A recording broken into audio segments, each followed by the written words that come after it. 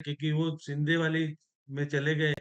तो शिंदे ने बहुजन समाज पार्टी को विलय करा लिया, दो विधायकों को। तो उनके ऊपर जिस प्रकार से बातें आई कि वो प्रचार प्रसार करने नहीं गए थे झुंझुनू, तो इस प्रकार है कि वो बीजेपी से की तो समझौता कर नहीं सकते, क्योंकि शिवसेना का संबंध तो सीधा बीजेपी से है। अब बीजेपी कहेगी तो टिकट मिलेगा, शिवसेना का यहाँ राजस्थान में कोई अस्तित्व नहीं है। तो ऐसी स्थिति में आज मौका था ईद का मौका था, तो वो आज मुस्लिम बस्ती में जिस प्रकार से नमाज के बाद मिलने जाते हैं, वो गए थे, तो वहीं से बोल रहे थे कि भाई मैं तो सिंधे का पार्टी का तो हूँ, लेकिन मैं उससे चुनाव नहीं लड़ूंगा। चुनाव तो मैं देखिए, अब वो निर्णय करने में निर्दलीय लड़ते हैं, क्या करते हैं, ओबीसी कह रहे हैं, ओबीसी का मित्र हूँ, ओबीसी के।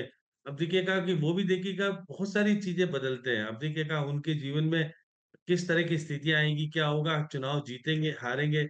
अभी बहुत अलग अलग तरह से, अभी तो 6 महीने का टाइम बाकी पड़ा है, क्योंकि अभी चुनाव का ऐलान होना नहीं है, क्योंकि अभी अभी देखिएगा कि विधानसभा अध्यक्ष पांचों विधायकों के इस्तीफे मंजूर करेंगे। इस्तीफे देखिए 4 ने दे दिए, अब हनुमान बेनीवाल शायद आज या कल में दे देगा, क्योंकि 14 दिन में इस्तीफा। अभी क्योंकि जब तक लोकसभा की आपको सदस्यता ग्रहण करने के वक्त आता है, जब वहां पर सदस्यता आपको शपथ लेनी पड़ती है, तो उससे पहले आपको विधायकी का फैसला करना पड़ता है।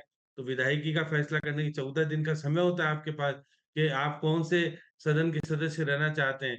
तो निश्चित रूप से हनुमान बेनीवाल, जिस प्रकार से बात हो रही कि वो कटसी नाते से सीएम से मिल सकते हैं, मिलने का तो कोई दिक्कत नहीं है, क्योंकि उन्होंने 5 करोड़ के काम अभी से पूरे के पूरे करके दे दिए कि भाई मैं तो 5 करोड़ के मेरे काम है, ये काम ऐसे ऐसे होंगे।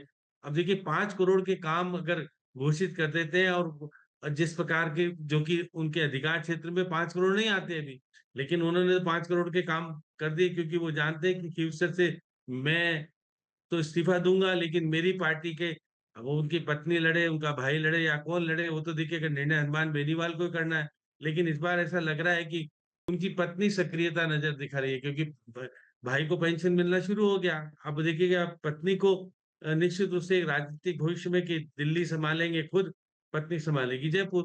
तो निश्चित रूप से दोनों जगह घर भी रहेगा, शासन भी रहेगा, और सब कुछ, उसका भाई भी रहता है तो भी दिक्कत नहीं। तो इसे निर्णय मान बेनीवाल, लेकिन जिस प्रकार से शिवसेना ने दो हाथियों को अपने कब्जे में लेकर के भाजपा की गोद में बैठाने का प्रयास किया, अब वही चुनाव देखिए, उनको पता नहीं था कि शिवसेना में रहते हुए चुनाव लड़ूंगा तो स्थिति ठीक नहीं, क्योंकि शिवसेना आपको अनुमति देगी नहीं, क्योंकि बीजेपी से आपने गठबंधन कर रखा है। तो ऐसी स्थिति में आपको शिवसेना छोड़ना ही पड़ेगा।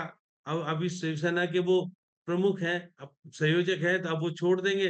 अब वो देखिएगा 2 विधायक हैं वहां पर, और 3 विधायक हैं, 3 हो गए, वो तो निर्दलीय भी शामिल हो गई। तो इस प्रकार से देखिएगा अभी राजनीतिक परिप्रेक्ष्य में, राजस्थान की राजनीति में निश्चित तौर पर जब उपचुनाव होंगे 5, यहाँ बहुत अलग अलग तरह के कलर, अलग अलग तरह की स्थितियां, अलग अलग तरह की चीजें सामने आएगी। जिस प्रकार की राजनीति में जो होता है वो दिखेगा। भाजपा अब कितने पर जीत पाएगी, नहीं जीत पाएगी, क्योंकि भाजपा तो कहीं स्थापित है ही नहीं वहां पर।